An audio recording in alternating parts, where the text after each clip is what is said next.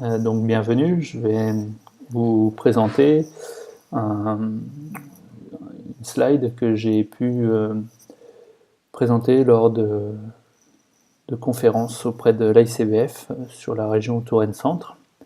Donc cette présentation a pour sujet l'expérimentation énergie carbone, plus communément appelée E+C-, et qui préfigure la future réglementation environnementale. Pour cela, je vais vous présenter plusieurs chapitres. Le premier, le calendrier. Le deuxième, vers la réglementation environnementale. Comment on est passé d'une réglementation thermique à une réglementation environnementale. Ensuite, on va voir l'expérimentation en elle-même. La méthode d'évaluation. On aura deux grands thèmes que seront l'évaluation de la performance énergétique et l'évaluation de la performance environnementale, les labels existants et la présentation d'un cas concret. Pour que la vidéo ne soit pas trop longue, elle sera donc découpée en plusieurs séquences. La première séquence va aller jusqu'à la méthode d'évaluation. Ensuite, on aura deux séquences sur la performance énergétique, la performance environnementale. Et enfin, une dernière vidéo sur les labels existants et le cas concret. Donc le calendrier. Par rapport au calendrier, il n'y a rien de très innovant. On est toujours sur les mêmes grands items que sont le fameux Grenelle, donc depuis août 2009, avec la programmation de la loi Grenelle 1 qui indiquait déjà la généralisation des bâtiments à énergie positive, les fameux BEPOS, à horizon 2020. Cette loi Grenelle avait également fixé le CEP max à 50 kWh d'énergie primaire par mètre carré par an en moyenne dans le bâtiment neuf et modulé suivant les émissions de gaz à effet de serre. La loi Grenelle 2 de juillet 2010, elle, a indiqué le décret seuil CO2 pour 2020. Et là, donc, on voit bien BEPOS 2020 avec la loi Grenelle 1 et Grenelle 2, le seuil CO2 en 2020 également. Et donc c'est tout ça qui a créé cette articulation entre la partie énergie, BEPOS, et la partie CO2. Donc on va y revenir un peu plus tard. Et un peu plus récemment, donc août 2015, la loi de transition énergétique pour la croissance verte, avec toujours un décret niveau CO2 équivalent en 2018 sur le cycle de vie. Donc un nouvel élément clé, le cycle de vie ici. Ensuite, une définition du BEPOS. C'est vrai que jusqu'à 2015, tout le monde parlait de BEPOS sans vraiment avoir la même définition. Qu'est-ce qu'on y mettait dans les consommations calculées ou mesurées et qu'est-ce qu'on mettait dans la production. Et ensuite, différentes choses comme le bonus de gabarit pour les BEPOS ou à haute performance environnementale, et l'exemplarité des bâtiments de l'État. Donc ça c'est pareil, c'est un point sur lequel on va revenir. Donc une autre façon de présenter le calendrier, cette fois-ci un peu plus linéaire, un peu plus agrémenté, en ajoutant quelques petites choses. Donc la date de cette slide est un peu ancienne, et depuis il y a pas mal de choses qui sont déjà arrivées. Notamment l'obligation de rénovation énergétique, ce qu'on appelle les travaux embarqués. Donc ça, c'est déjà en vigueur à l'heure où je vous parle. La répartition des frais de chauffage en immeuble collectif également. L'ART existant a été révisé, donc ça c'est fait sur 2018. Donc, et l'obligation de travaux et amélioration progressive, tout ça ce n'est pas encore acté, mais ça va probablement venir. Et donc ici on voit une articulation des différentes réglementations thermiques. Donc avec en 2013 la généralisation de la RT 2012, puisqu'elle avait été appliquée par anticipation sur certains bâtiments, et après elle a été généralisée en 2013. En 2016, donc le lancement de l'expérimentation E+C-.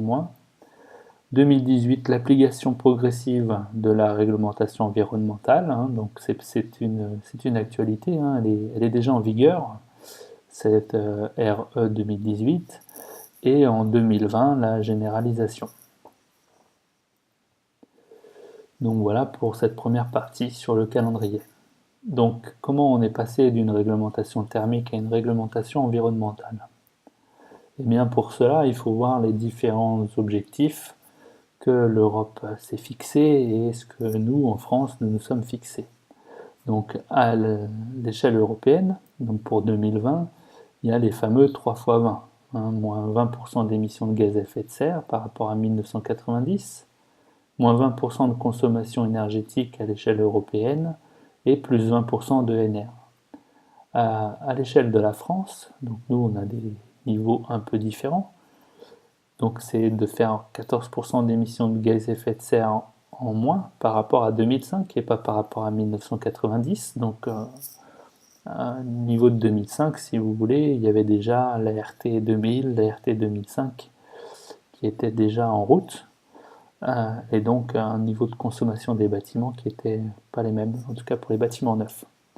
Et de faire plus 23% de NR. Donc ça, c'est la déclinaison à l'échelle de la France. Pour 2030, les objectifs français, eux, c'est de faire moins 40% d'émissions de gaz à effet de serre, donc cette fois-ci par rapport à 1990, comme les engagements de l'Europe, de faire de diminuer de 20% les consommations d'énergie finale par rapport à 2012, donc là c'est pareil, on augmente d'un cran, puisque 2012, c'est l'entrée de la RT 2012, donc la RT 2005, avec notamment tous les bâtiments BBC qui ont été labellisés, eux sont déjà existants. Et donc plus 30% de NR, donc là on dépasse les 20% qui étaient affichés au niveau de l'Europe. Et il y a cette loi de transition énergétique pour la croissance verte qui vise la massification des bâtiments à énergie positive et de bâtiments à faible empreinte carbone. Les objectifs sont toujours les mêmes, hein. Après on augmente d'un cran pas la difficulté, mais en tout cas la performance. Donc lutter contre le changement climatique, déployer les énergies renouvelables dans les territoires et réduire la facture énergétique. Tout ça, ce sont des leitmotifs que l'on retrouve à chaque nouvelle réglementation. Donc le bâtiment à énergie positive, qu'est-ce que c'est? C'est un bâtiment qui va réduire la consommation d'énergie non renouvelable, qui va embarquer des systèmes performants et renforcer le recours aux énergies renouvelables. Là-dessus, pareil, rien de nouveau. Hein, à chaque fois que l'on veut faire un bâtiment performant, on va chercher à limiter ses besoins, hein, donc c'est réduire la consommation d'énergie. Ensuite, embarquer des systèmes performants pour que ces besoins soient couverts par des systèmes qui soient justement très très performants et donc avoir un delta entre les besoins et la consommation qui soit le plus minime possible et renforcer le recours aux énergies renouvelables pour que ces consommations soient couvertes au maximum par des énergies renouvelables. Le bâtiment à faible empreinte carbone, donc lui, il va réduire les émissions de gaz à effet de serre sur l'ensemble du cycle de vie. Et ce mot, ensemble du cycle de vie, est important puisque justement, il va définir sur quelle durée on va évaluer cette émission de gaz à effet de serre. Et ça va demander un effort bas carbone sur la construction et l'exploitation du bâtiment. Puisque comme on parle de cycle de vie, c'est bien l'ensemble du cycle qui va depuis la production des matériaux jusqu'à la construction, l'exploitation et la déconstruction du bâtiment. Donc c'est tous les secteurs qui sont concernés. Ça pose donc un défi pour l'innovation dans la filière et la montée en compétence de tout le monde. Effectivement, quand on va concevoir un bâtiment, il va falloir réfléchir à tout ce cycle de vie et ne plus se focaliser uniquement sur le côté énergétique, mais aussi sur la partie carbone.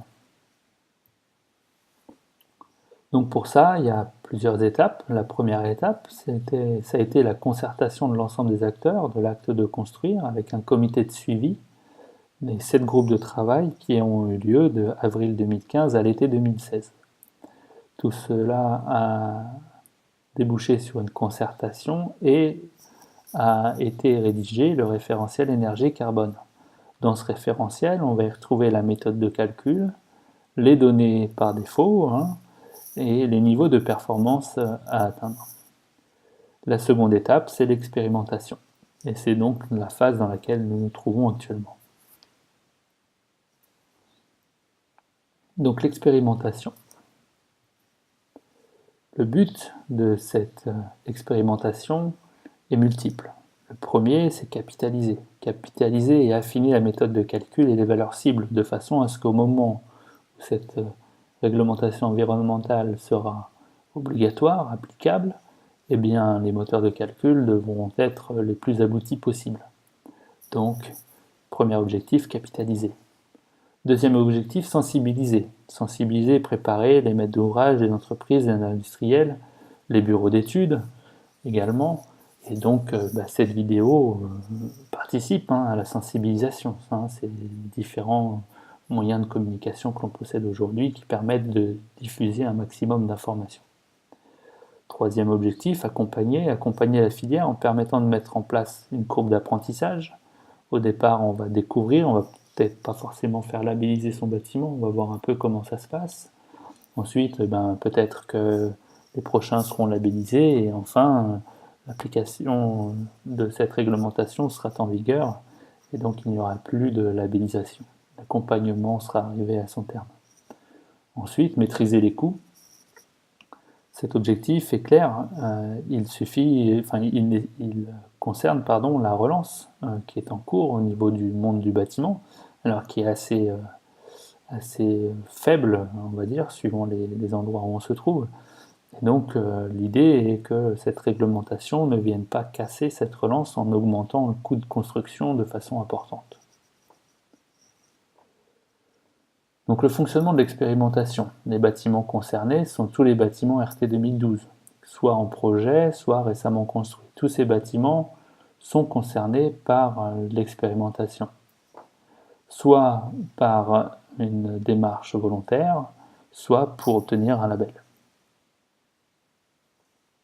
Donc qui est concerné? Donc tous les maîtres d'ouvrage, bien entendu, par une démarche volontaire, donc soit pour obtenir un label ou en auto-évaluation. Quand on obtient un label, dans certaines zones, il y a la possibilité de prétendre à un bonus de constructibilité. Toujours sur le même domaine, donc je vous avais indiqué un peu plus haut dans la présentation qu'elle était déjà en vigueur pour certaines personnes, et notamment les maîtres d'ouvrage publics. L'arrêté du 10 avril 2017 fixe les modalités d'application du décret sur l'exemplarité des bâtiments et c'est paru au journal officiel le 23 décembre 2016. Et dedans, qu'est-ce qu'on peut y retrouver? On va y lire que toute nouvelle construction sous maîtrise d'ouvrage de l'État, de ces établissements publics ou des collectivités font preuve d'exemplarité énergétique et environnementale et sont, à chaque fois que possible, à énergie positive et à haute performance environnementale. On va voir juste après qu'est-ce qu'il y a derrière cette phrase. Donc les exigences à respecter, donc pour les bâtiments publics, de l'État, des collectivités, quand on dit à chaque fois que possible à énergie positive, c'est-à-dire atteindre le niveau énergie 3. On va voir un peu plus loin qu'il y a 4 niveaux d'énergie, niveau énergie 1, énergie 2, énergie 3, énergie 4. Énergie 4 étant le plus élevé, le bâtiment BEPOS justement, donc là on demande d'être niveau énergie 3. Et à haute performance environnementale, c'est-à-dire être carbone 1 ou carbone 2, c'est-à-dire avoir une évaluation déjà au niveau du carbone. On en reparlera un peu plus tard de ce point. Vous verrez qu'il y a quelques difficultés, ce qui explique qu'il n'y a pas d'objectif clair à atteindre. Donc, il y a d'autres exigences aussi à respecter par rapport à la maîtrise d'ouvrage public, c'est-à-dire il y a 3 critères, 3 conditions et il y en a 2 à respecter. Les 3 conditions, c'est la quantité de déchets de chantier valorisés supérieure à 50% de la masse totale des déchets de chantier générés. Deuxième condition, les matériaux de construction, revêtement de murs, sol, peinture et vernis étiquetés A+, correspondant à un niveau faible d'émissions de polluants volatiles, et les installations de ventilation font l'objet d'un diagnostic technique par le maître d'ouvrage. Troisième condition, construction contient un pourcentage minimal de matériaux biosourcés correspondant au niveau 1 du label bâtiment biosourcé. Donc le maître d'ouvrage public doit respecter 2 de ces 3 conditions. Et tout cela, c'est applicable depuis le 1er septembre 2017, donc plus d'un an maintenant. Et par expérience, j'ai le sentiment que ce n'est pas connu de tous nos maîtres d'ouvrage publics.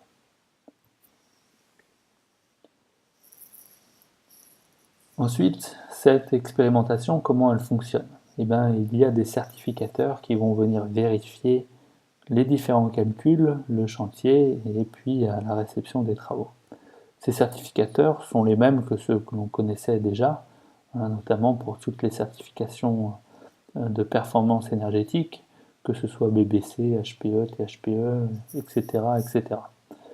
Donc ici vous les retrouvez, on va avoir CECAMI pour la maison individuelle au secteur diffus, prestataire certification pour le logement collectif et la maison individuelle, Certivia pour le bâtiment non résidentiel, CERCAL pour le logement collectif et l'individuel groupé, les résidences-services et les établissements médico-sociaux, et Promotelec Service pour le logement collectif et les maisons individuelles.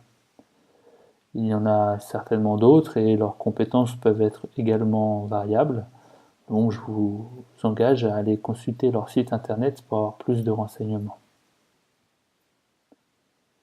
Et donc ces résultats, à quoi ils vont servir? Donc on en a parlé tout à l'heure, il y avait 4 objectifs et le premier objectif est de capitaliser.